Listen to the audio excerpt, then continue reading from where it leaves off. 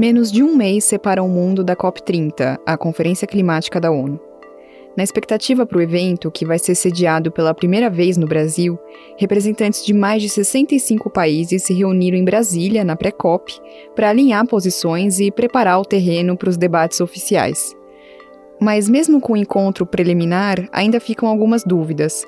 Quais negociações realmente vão avançar na COP30? Eu sou a Mariana Vick e esse é o Durma com Essa, o podcast semanal de notícias do Nexo.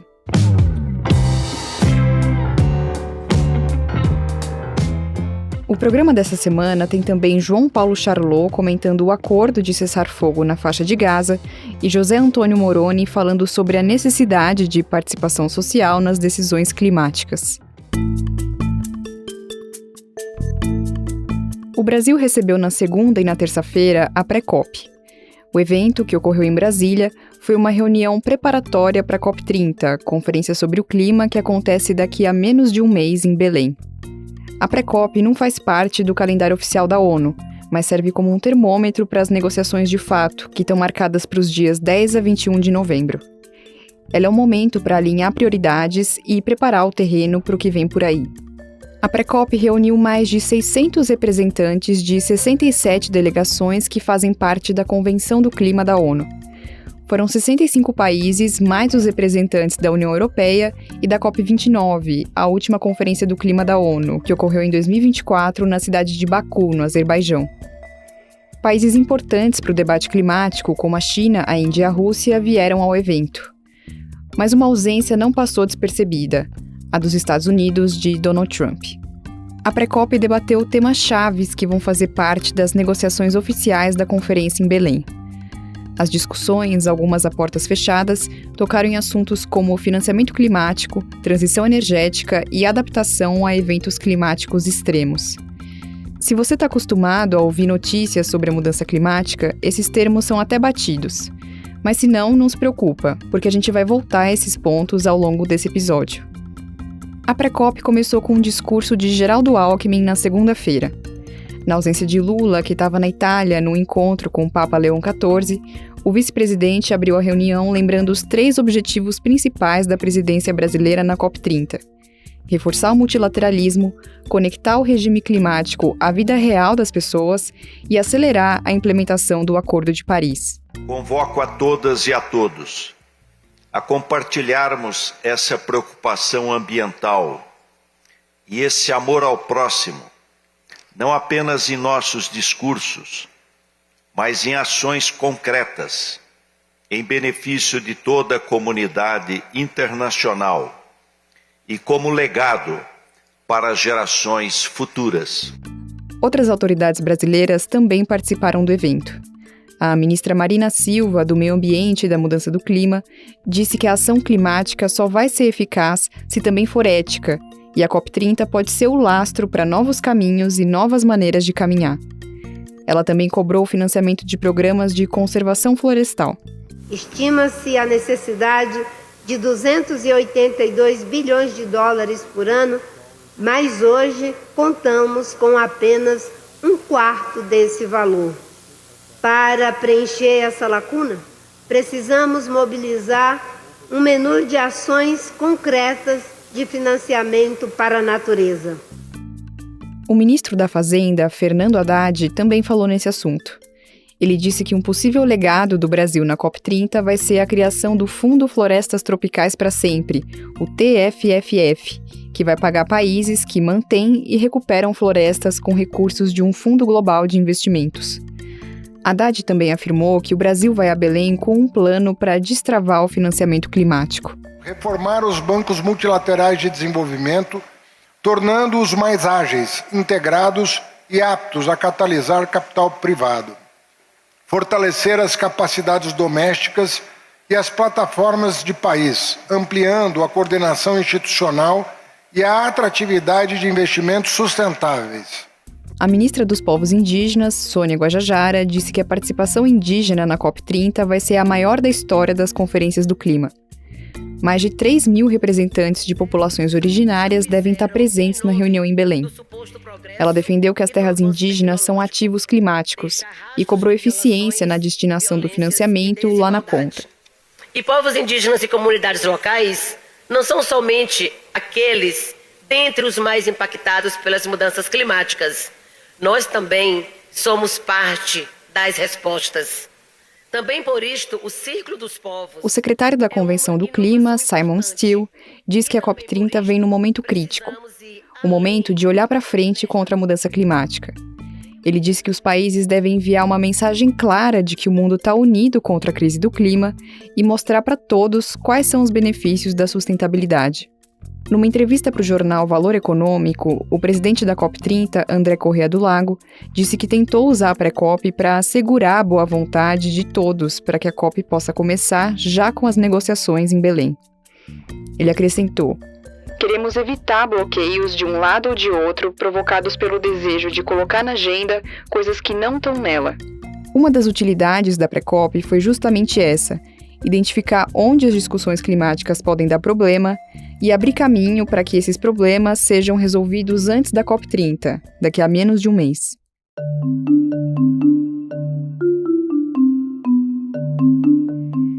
Antes de continuar a falar da pré-COP, vale lembrar o que é a COP. A Conferência das Nações Unidas sobre Mudanças Climáticas é uma reunião anual entre os países membros da Convenção do Clima. O encontro tem o objetivo de negociar soluções comuns para os atuais desafios climáticos. Saiu de uma COP, a COP21, por exemplo, o Acordo de Paris de 2015, tratado ambiental que propõe limitar o aquecimento global a 1,5 graus até 2100. A COP30 acontece num cenário de crise ambiental em todo o mundo. O ano de 2024 foi o mais quente da história da humanidade, segundo o Observatório Copérnicos da União Europeia. A temperatura média global anual foi 1,6 graus Celsius mais quente do que os níveis pré-industriais, o que fez de 2024 o primeiro ano a violar o limite de aquecimento de 1,5 graus do Acordo de Paris. Junto com isso, a gente tem visto uma série de eventos climáticos extremos. A capital gaúcha vive a maior enchente da história. Para onde se olha, há mais inundações e as consequências que elas trazem. Importantes ruas, avenidas estão assim, completamente alagadas. Este ano já são 1.448 focos de incêndio no Pantanal. No mesmo período de 2023, foram 133. A seca na região agrava os incêndios e afeta o volume do Rio Paraguai, que está mais de 2 metros abaixo da média histórica. A COP30 também vai acontecer depois de uma conferência do clima desastrosa em 2024. A COP29 quase terminou sem acordo e o resultado final foi fraco. Depois de semanas de debate, os negociadores decidiram desembolsar 300 bilhões de dólares por ano para o combate à crise climática em países em desenvolvimento.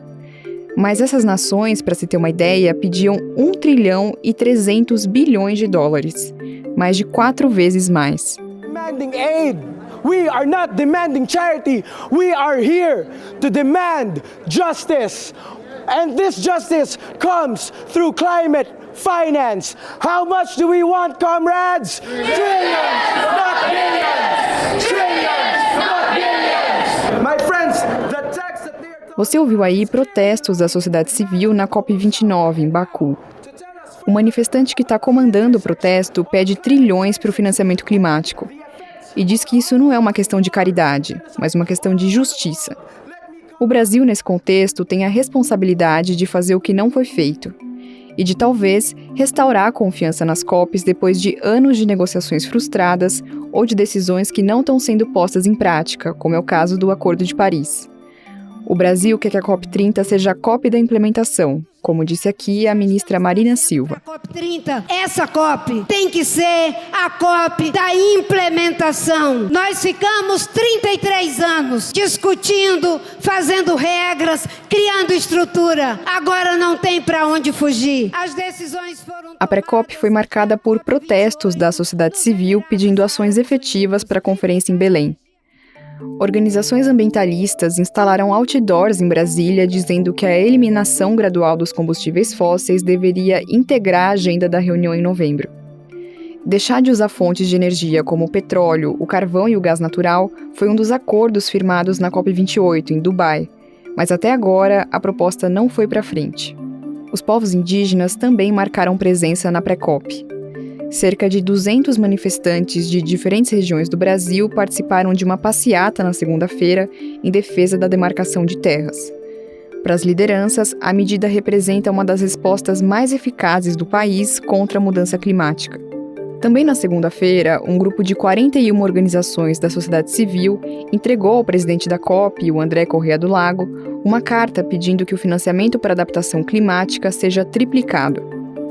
Quando a gente fala em adaptação, a gente está falando em medidas para proteger os países dos efeitos da mudança climática, como aumento de inundações, secas e incêndios florestais. Os países que mais têm dificuldade em se adaptar são os países mais pobres.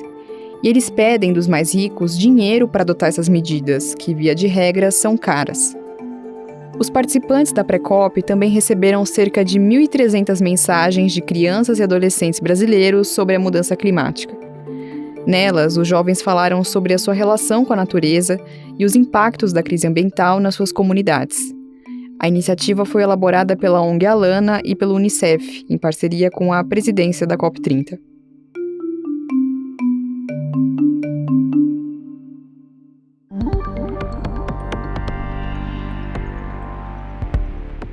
As discussões que apareceram na Pré-COP mostram que ainda existem desafios até a COP30. Um deles é o financiamento para adaptação climática. O presidente da conferência no Brasil, o André Corrêa do Lago, disse que os discursos dos países sobre o tema tiveram pedidos múltiplos, mas promessas mais limitadas. Ainda há discordâncias sobre como e quem vai pagar a conta para ajudar as nações mais vulneráveis a enfrentar os efeitos da crise do clima. Os países temem que a COP30 repita o que aconteceu nas conferências anteriores, em Baku e no Azerbaijão. O financiamento foi o principal entrave para o consenso nas últimas edições do evento. Pessoas que acompanharam uma reunião entre ministros de Estado na segunda-feira e foram ouvidas pelo jornal Folha de São Paulo disseram que os discursos repetiram a dinâmica na qual países de economias menores pedem mais recursos e não são atendidos pelos ricos. E aqui vale um parênteses. Por que os países mais pobres pedem dinheiro aos mais ricos para enfrentar a crise climática? Por que eles não usam seus próprios recursos? Primeiro é óbvio porque eles não têm esses recursos. O orçamento desses países pode ser muito limitado e eles têm que dividir o combate à mudança do clima com outras políticas também urgentes, como as de combate à pobreza, às desigualdades e à fome. Segundo, porque esses países não são os principais responsáveis pela crise do clima. Foram os mais ricos que se desenvolveram com o uso de combustíveis fósseis às custas do sistema climático global. Foram eles os que mais contribuíram para a mudança climática nos últimos séculos. E são eles, segundo essa linha de raciocínio, que devem pagar a conta. Mas isso, é lógico, enfrenta muita resistência do lado de lá. As presidências da COP30 e da COP29 do Azerbaijão estão preparando uma espécie de mapa do caminho para entender como alcançar o objetivo de financiamento climático de 1 trilhão e 300 bilhões de dólares pedidos nos últimos anos. Ao mesmo tempo, os países em desenvolvimento esperam que os mais ricos cumpram ao menos o compromisso firmado na COP29 de contribuir com 300 bilhões por ano a partir de 2035. Isso porque existe um risco de que nem essa promessa seja cumprida. Outra questão é como e se o mundo vai conseguir se livrar dos combustíveis fósseis. Essas fontes de energia são responsáveis por 75% das emissões de gases de efeito estufa, que são os responsáveis por causar a mudança climática. O Brasil lançou na terça-feira, na Pré-COP, uma aliança com o Japão, a Índia e a Itália que tenta responder a esse cenário. Os países têm como meta quadruplicar globalmente a produção e o uso de combustíveis sustentáveis no lugar dos fósseis. Essas discussões acontecem num momento geopolítico difícil. A COP30 tem como pano de fundo a defesa do multilateralismo, que hoje está em crise por conta, principalmente, do antagonismo dos Estados Unidos.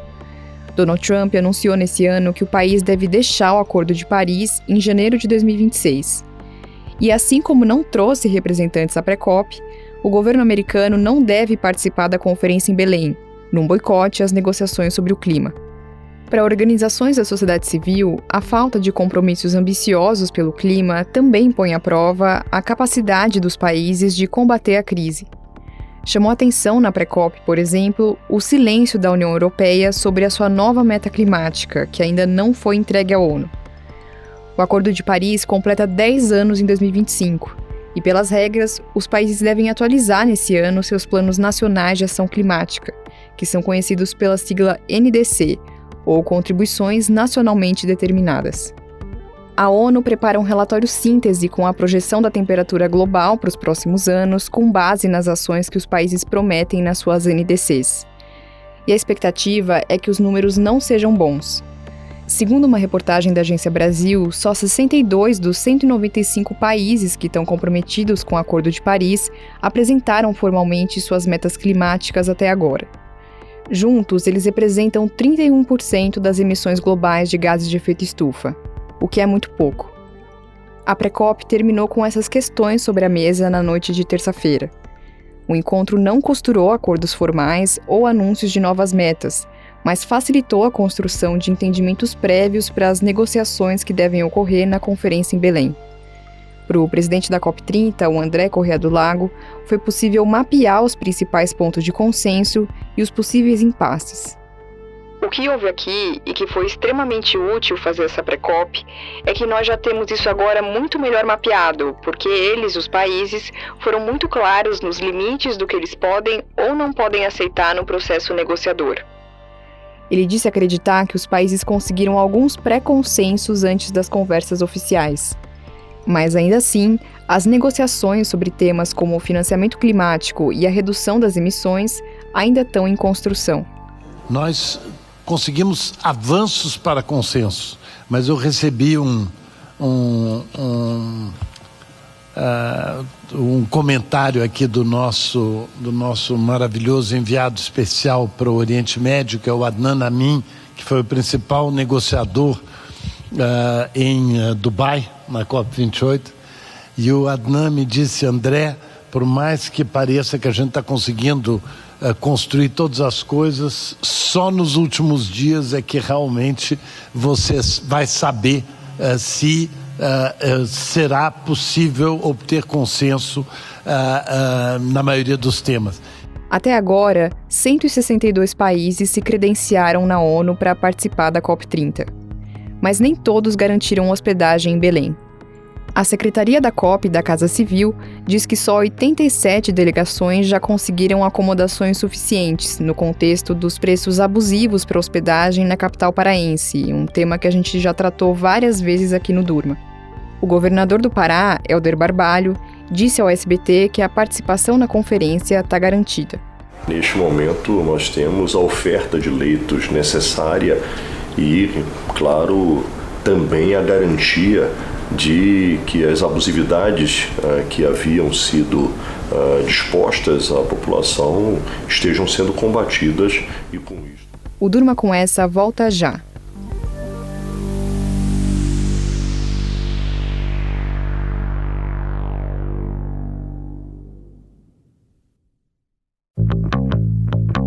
Está no ar o Nexo no Enem 2025, um projeto gratuito e aberto ao público, com o objetivo de ajudar quem está se preparando para fazer o Exame Nacional do Ensino Médio, que acontece nos dias 9 e 16 de novembro na maior parte do Brasil.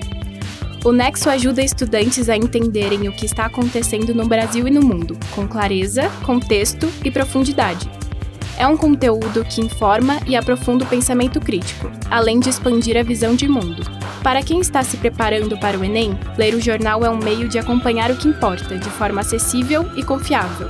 Faça parte desse projeto pelo nosso canal do WhatsApp e nossa newsletter gratuita.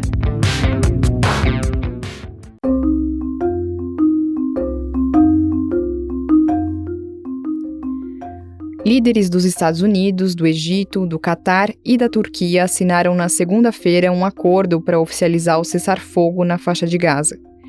Foi um momento histórico depois de mais de 2 anos de um conflito quase ininterrupto. O João Paulo Charlot fala sobre o tema no bloco Além da Fronteira dessa semana. Olá, ouvintes. Olá, amigos do Durma com essa. O conflito entre Israel e o Hamas na faixa de Gaza está agora congelado. Não significa que ele tenha chegado ao fim, nem que a questão de fundo tenha sido solucionada. Mesmo assim, o mero congelamento do conflito já é, sem dúvida, algo a se comemorar. Civis israelenses sequestrados foram libertados, prisioneiros palestinos foram devolvidos, Nenhuma bomba voltou a ser lançada e, pelo menos por enquanto, dezenas de vidas de vítimas inocentes já foram poupadas. 2 aspectos precisam ser reconhecidos nesse cessar-fogo. O primeiro deles é o papel positivo desempenhado por Donald Trump. Foi o presidente americano quem destravou o impasse. O segundo aspecto é que esse destravamento ocorreu com base num diálogo multilateral que envolveu países árabes e europeus, além de Israel e do Hamas. A comemoração, entretanto, não deve ofuscar o debate mais importante em toda essa questão, que é a criação de um Estado palestino soberano, com fronteiras delimitadas e respeitadas internacionalmente, livre de tutela e de ocupação estrangeira. Nesse ponto, ainda temos problemas. A criação de um Estado palestino continua sendo uma promessa vaga, com a qual as potências acenam toda vez que querem destravar uma situação de violência na região. Mas enquanto não houver um projeto crível que leve realmente nessa direção, todo cessar-fogo vai ser apenas o prenúncio de uma nova rodada de violência. Se você se interessa por esse debate, se acompanha essa questão, talvez queira dar uma olhada na coluna que publica essa semana no Nexo Jornal.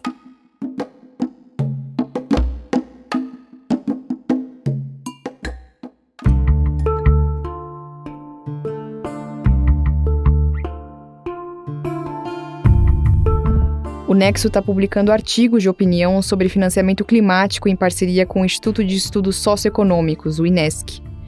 O José Antônio Moroni, que integra o colegiado de gestão do INESC, assinou o texto dessa semana, que fala sobre a urgência da participação social na COP30. Ele vem aqui no Durma para explicar um pouco mais esse tema. A COP30, que será realizada agora em novembro, na Amazônia, precisa ser mais do que uma conferência, precisa ser um marco de participação popular. Desde 23, mais de 1.000 movimentos, organizações de todo o mundo constroem a Cúpula dos Povos rumo à COP30. Um espaço que coloca no centro do debate as vozes de quem mais sente os impactos da crise climática.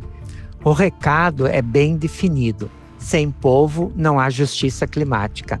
A crise do clima é também uma crise da democracia e das decisões globais que precisam ser tomadas com participação social real.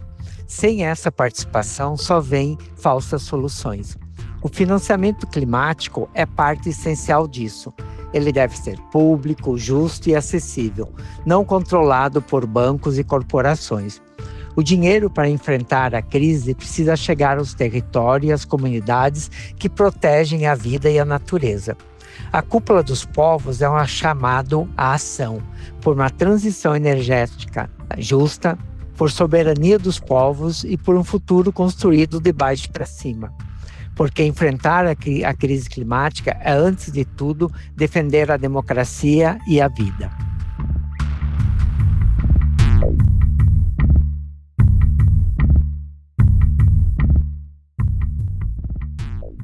Se você quiser se aprofundar nos temas que a gente tratou no programa dessa semana, entre em nexojornal.com.br. Da preparação para a COP30, passando pelo cessar-fogo na faixa de Gaza e pela participação social na política climática, durma com essa.